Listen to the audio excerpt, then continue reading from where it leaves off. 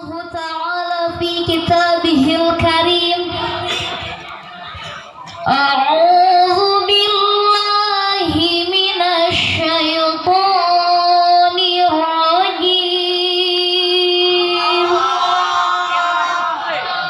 Bismillahirrahmanirrahim.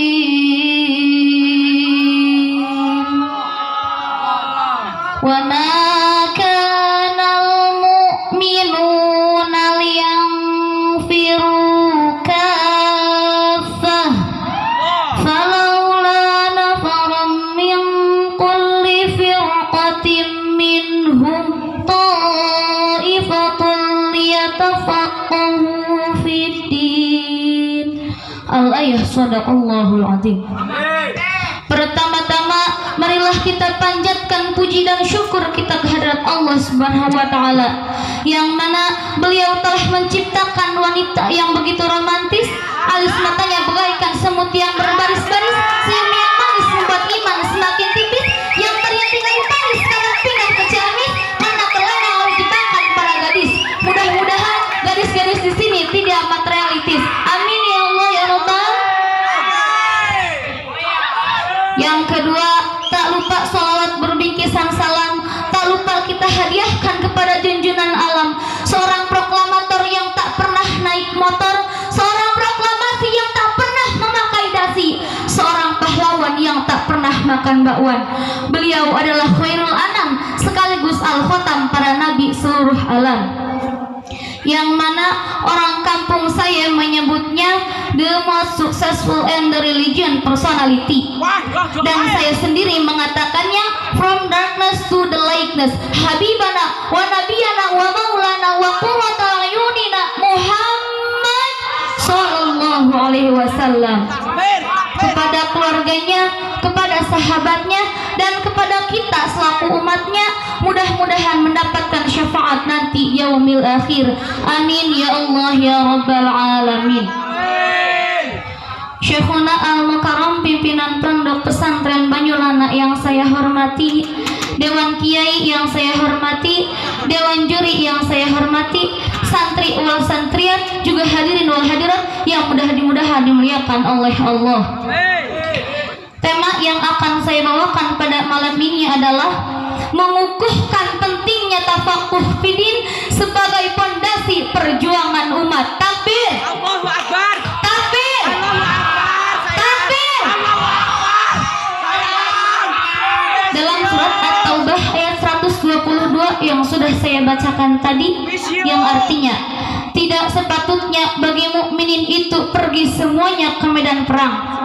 Mengapa tidak pergi dari tiap-tiap golongan di antara mereka, beberapa orang untuk mendalami agama atau untuk memberikan peringatan kepada kaumnya apabila mereka kembali kepadanya, supaya mereka dapat menjaga dirinya. Allah SWT menerangkan bahwa janganlah seorang mukmin pergi berperang, melainkan ada beberapa mukmin lainnya yang tetap tinggal dan mendalami agama atau tafakuh fidin. Dari sinilah tafakuh fidin muncul. Terkait ungkapan ini ada beberapa penafsiran yang telah diberikan oleh para ulama. Di antaranya Wahbah Zuhaili menafsirkan tafakuh fidin sebagai usaha dengan susah payah atau sungguh-sungguh dalam mencapai pemahaman atau dalam menghasilkan pemahaman. Sementara lebih lanjut, ia menafsirkan tafakuh fidin mencakup kajian terhadap agama dengan sungguh-sungguh guna mengetahui hukum-hukum dan hikmah di baliknya.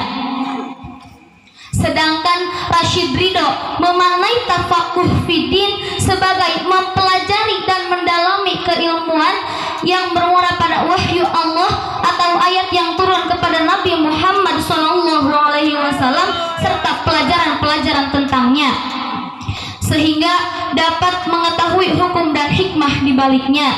Dengan demikian, semua umat Islam mampu menyebarluaskan seruan agama, menegakkan hujahnya, dan memberikan petunjuk kepada umat. Sementara Tabaqtabai menerangkan bahwa tafakuh fidin adalah untuk mengaktualisasikan fikih dan mendalami keilmuan agama. Jadi tafakuh fiddin adalah memahami dan mendalami segala ilmu pengetahuan, baik ilmu furu' maupun usul, sama-sama mereka sebarkan kepada umat. Hadirin rahimakumullah. Tafsir tafakuh fiddin di atas secara umum menitik beratkan pada aspek kajian dasar agama yang bermuara pada wahyu Allah. Yang secara spesifik lagi ada yang mengerucutkan pada kajian syariat Islam. Sebagai lembaga tafakuh fiddin, pesantren dan juga madrasah membekali para santrinya dengan ilmu-ilmu yang bermuara pada pendalaman masail ad-diniyah atau masalah-masalah agama.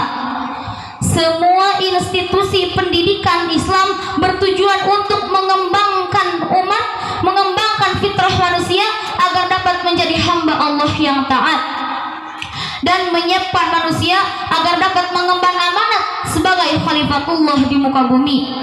Karena di dalam Islam tidak mengenal adanya dikotomi ilmu pengetahuan, baik ilmu umum maupun ilmu agama sama-sama dihargai dan dianjurkan untuk dipelajari. Juga dalam Islam tidak mengenal adanya dikotomi antara duniawi dan ukhrawi, melainkan kedua-duanya seimbang dan saling melengkapi. Masya Allah. Hadirin rahimakumullah. Sebagai lembaga kaderisasi lembaga pendidikan Islam, sebagaimana yang dijelaskan Quraish Shihab, bila kita mengaca pada pendidikan masa klasik, sebaiknya dia berhendar pada dua pengetahuan. Yang pertama, kedalaman ilmu dan pengembangan yang secara terus-menerus, dan ini akan menghasilkan, akan melahirkan jiwa mentalitas keilmuan yang menghiasi jiwa seluruh anggota pendidikan. Yang kedua, kemantapan keyakinan, keluhuran moral, dan ketekunan beragama dari mereka semua. Terakhir, kita sebagai pengisi lembaga pendidikan Islam, marilah kita tingkatkan kualitas diri kita, kukuhkan jiwa raga dan hati kita, yakinkan pada diri kita masing-masing. Jika bukan kita yang meneruskan tongkat perjuangan para ulama, lantas siapa lagi? Jadilah lulusan pesantren yang tidak hanya bisa menjadi guru mengaji atau kiai, jadi juga dapat menjadi kalangan berdasi dan pengusaha yang mandiri. Hidup santri, Hidup santri. hidup santri, Hidup santri. hidup santri. Takbir. Sekian pidato yang dapat saya sampaikan. Mohon maaf bila ada kekurangannya. Terima kasih atas perhatiannya. Usikum wa nafsi bi taqwallah. Wassalamualaikum warahmatullahi wabarakatuh.